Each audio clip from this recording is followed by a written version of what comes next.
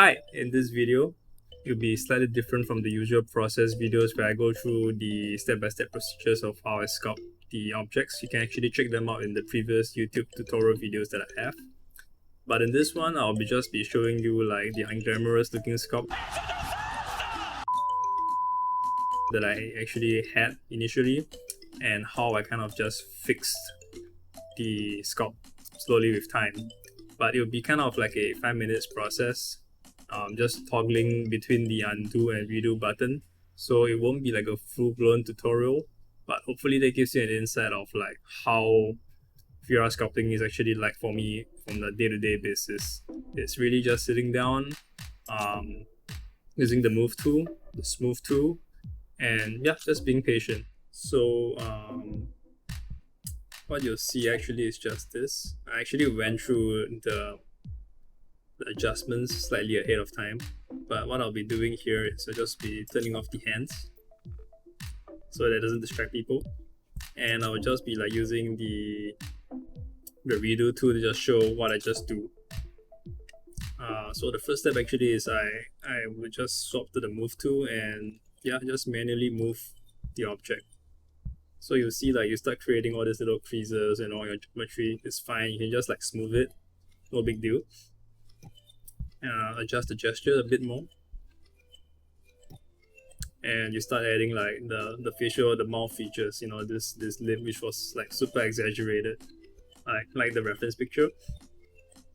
Then you kind of smooth it out, smooth it again, adjust the volume a bit more. You know, and yeah, this is kind of actually really the process of me adjusting this creature's mouth.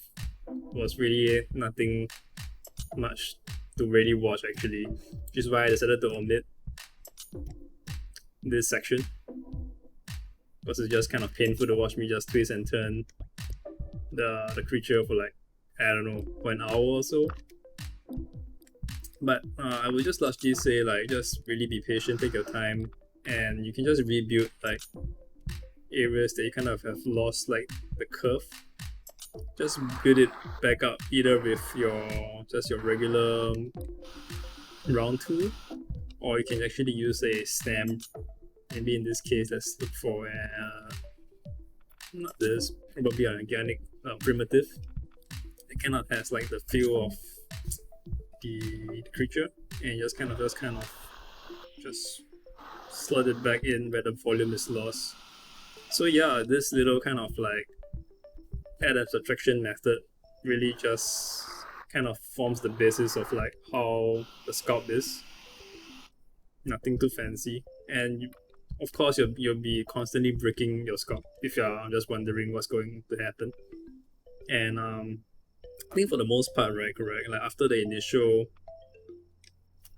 I guess the initial twist, I've actually turned off active layer because I just don't need the eyes to turn with it anymore. So I'll just actually be mostly on low strength and minimal inner radius unless I need to like twist a large part of the body again.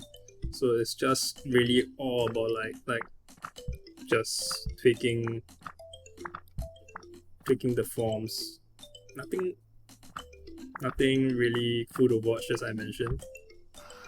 So you actually kind of really need to match like maybe the curvature of your original picture where possible.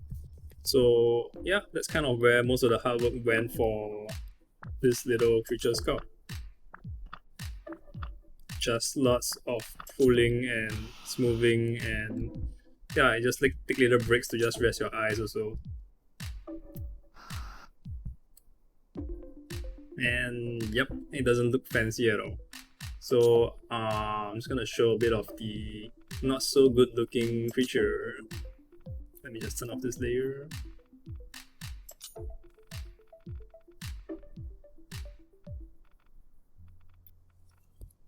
Yep, this is how it actually looked like. It wasn't cool at all, you know. It looks like a bit of like a little monstrosity. But it got better after I added like the inner cavity, I believe. So I'm just like doing this once you start adding like parts of the mouth back in, it actually starts to get a bit better.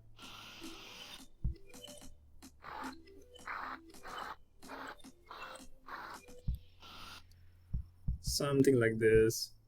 Then I remembered like you had to add the teeth. There you kind of went to this stamp.